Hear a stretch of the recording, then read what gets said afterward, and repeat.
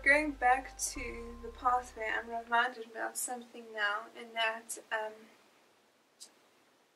I don't know if it applies to everyone. I can just talk from my own experience. But when you are really emotional or upset about something, if my mom had tried to explain the brain pathways to me at that point, it wouldn't have upset me more, and it would have caused the situation to get worse.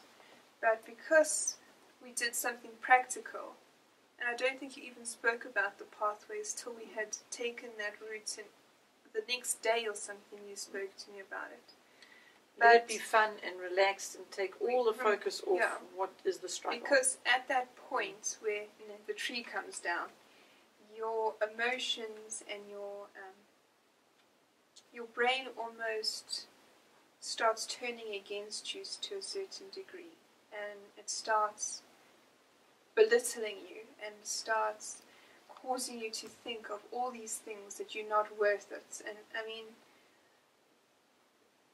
the devil has master of our brains. It's the one place that he can control us. Our minds. So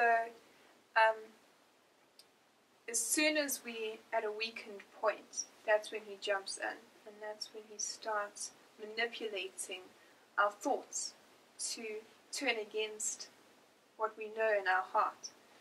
And so I think that is one reason that you used to always immediately stop the situation from happening. I mean, we didn't sit and dwell on how difficult it was, or what's actually happening, or why this is a struggle. We used to stop what was happening, and we used to move forward with something else immediately. We didn't something good, something positive, something wonderful, something uplifting. Yes, something that I could embrace and enjoy, and actually find some worth in, and not let my mind come down on me and just destroy what God was trying to do through that lesson or that situation.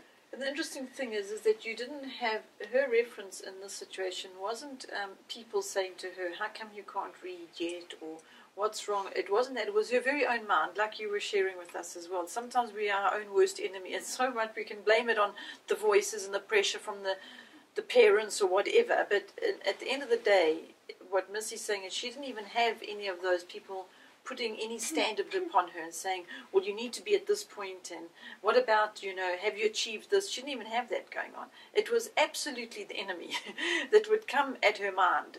There's this little child that doesn't even have that other reference, and she'd be sitting there and she can't suddenly do this thing. And so straight away it would be, you see, you can't do it. There must be something wrong with you. What's wrong with you? Why can't you do that? Those would be the thoughts she'd have, not because somebody had said it to her. It was the thoughts that were the attack that came across her mind. And that's what we had to quickly grab and go, we're not going to have that.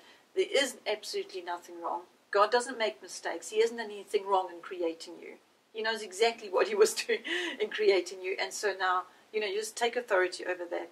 And that's what we would do. We would just move on to something good.